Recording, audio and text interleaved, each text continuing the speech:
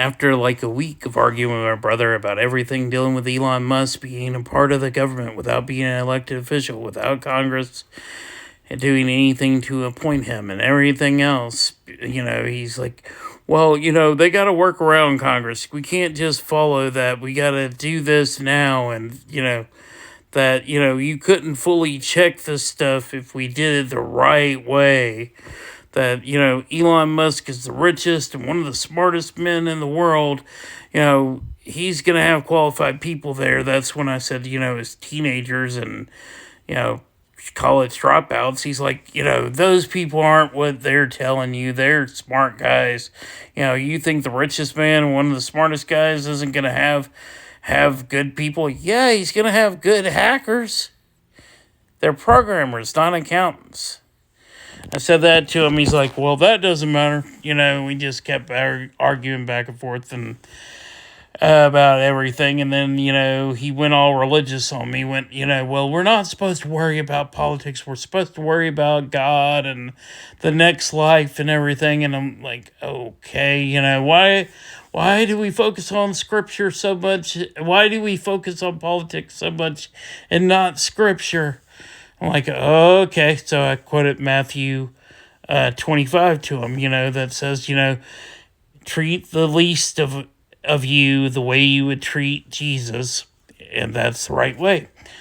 And he pops back with, somehow the splinter one, splinter story of if you have a plank in your eye, worry about the plank in your eye instead of the splinter in your brother's eye, is something about like, you can't help people unless you're forcing the word on them and their followers as well or something.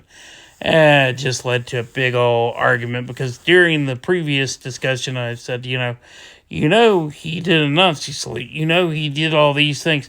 You just hate all Republicans. Then I called and talked to him and I said, dude, do you support the Nazis in your party? And he's like, you're calling me a Nazi. No. Do you support? And just anyway, big long fight. Then he sends me, after saying, you've burned a bridge with another family member. I'm like, who is the other family member? Nobody said shit. But, I'm like, whatever. And he's sent a video saying that has this preacher talking about, we need to worry about the next life. We're just traveling through this earth. We're just traveling to get to the next place. This world doesn't matter to us. That we got to remember that Satan trying to pull us down to worry about politics and worry about this world. And, we're just travelers through, and, a vote, it was about the election. This pastor was talking and, saying, vote your conscience and do what's best for our country, but just move on and remember that you're just...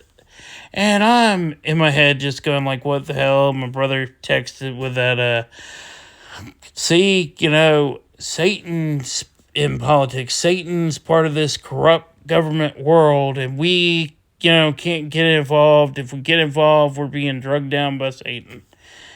And I'm like, what? What in the world are these people talking about? What book are they reading? Because I'm just like, okay.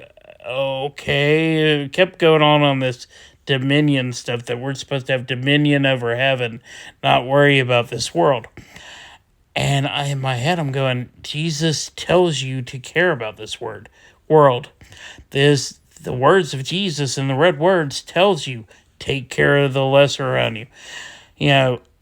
Instead of eye for an eye, turn the other cheek. Help your neighbor. Be good to people. Welcome the stranger. All these different things that deal with the world that you live in right now. And he's going, well, that's not important. It's, it's the next world, and that's knowing Jesus. And the Old Testament's more important. And I was talking to my wife about it, and I'm like, she's like, me, I'm more to argue with people.